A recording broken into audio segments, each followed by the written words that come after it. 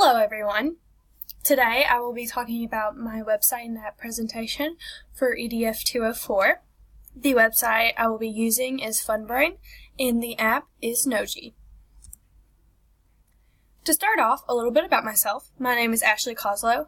I am an elementary education major here at Eastern Kentucky University at the Corbin Regional Campus. I plan to pursue a bachelor's degree in education. My ideal teaching situation would be to be placed anywhere from 2nd to 4th grade in either math or language arts. I haven't quite decided yet. So for my website, you can see at the top there are two different images. The first image is before the update of FunBrain website and the second is after. So FunBrain is the #1 ranked site for online educational games for children of all ages.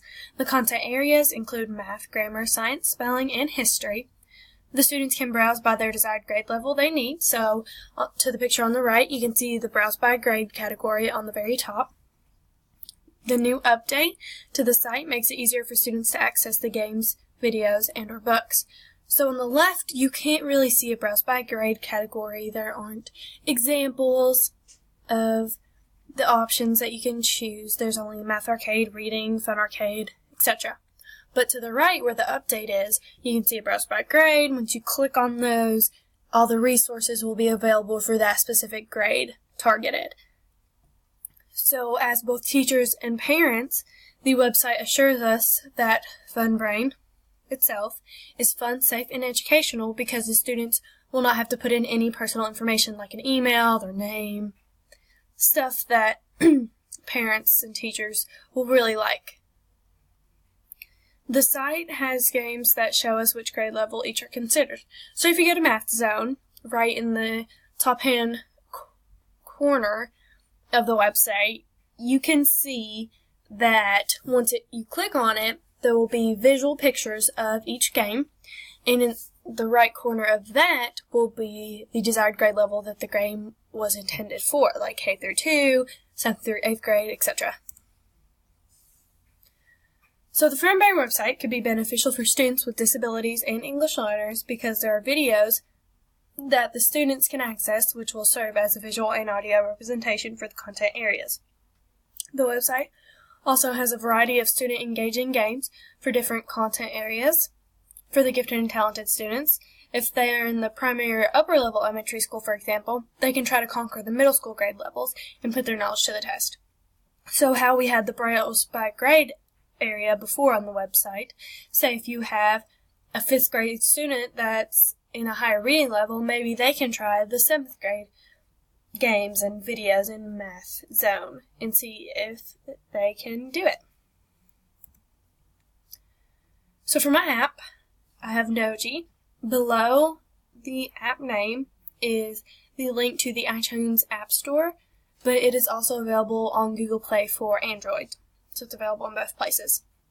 This app helps build memory strength by reminding you to review the content during specific times. It helps student learners build their personal vocabulary word bank. There is a progress bar available to visually show the student where they stand in their progression of learning through the words.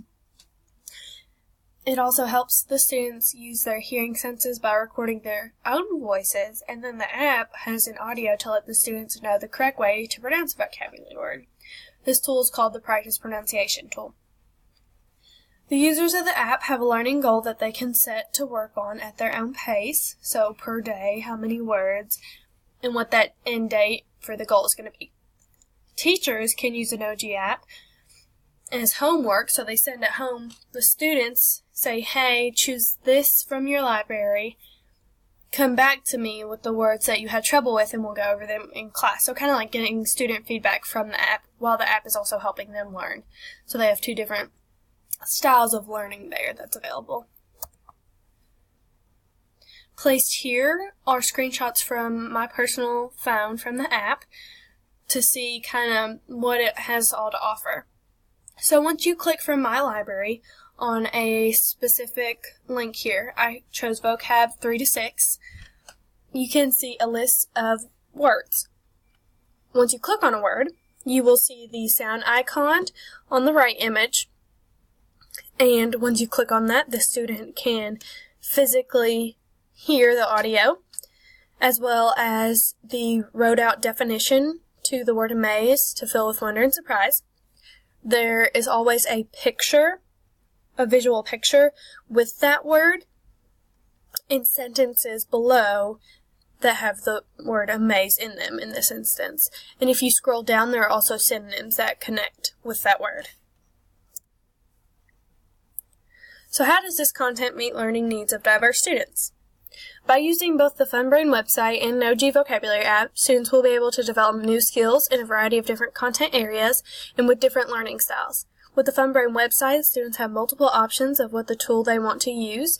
For example, some students may do better with visuals, so they'll stick with the games. Others may feel more comfortable with the videos, so they'll pursue those, such as dyslexic learners. In the Noji app, there are visual and audio options as well. Like we discussed before, there's always a picture with the vocabulary word, and audio of how the word sounds.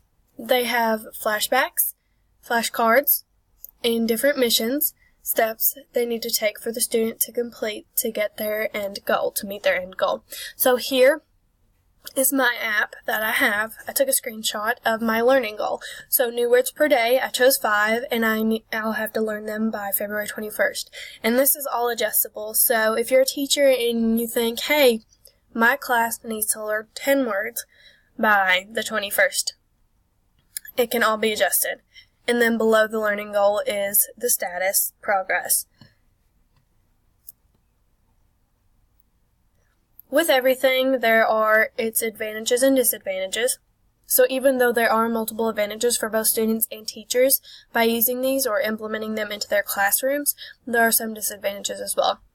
So I listed one for each, just to give an example. With the Noji app, the students could just memorize the picture used to represent those vocabulary words when taking the short test over them and not actually learning their definition and truly understanding the meaning. With FunBrain website, students could get distracted from the overall goal of learning while being engaged and just focus on the attention-grabbing games that are available for the website. So on FunBrain, in the math zone, there are zombie math games, and the student could just be like, hey, I have to have this answer to get rid of the zombies and win the overall game, instead of, okay, 2 times 2 is 4, that gets rid of that zombie. Oh, this is why this has to be this answer, kind of deal. Lastly, other interesting things to share, FunBrain holds over 100 interactive games. And in the left-hand corner, you can see an image that I put up, and this is the pre-K and K playground, and there's multiple games underneath. Also, Noji, the app, helps not only with younger students' vocabulary, but also high schoolers needing to take the ACT or SAT to get into college. So, on the right is an image from the Noji app in the SAT Top 500. These vocabulary words are more complex, of course, than the ones we viewed earlier, like amaze, disguise, etc. And they will help you on the SAT to grasp a better understanding from your memory strength that the app helps you build up. This concludes the presentation. Thank you all for listening, and I hope you found it very beneficial.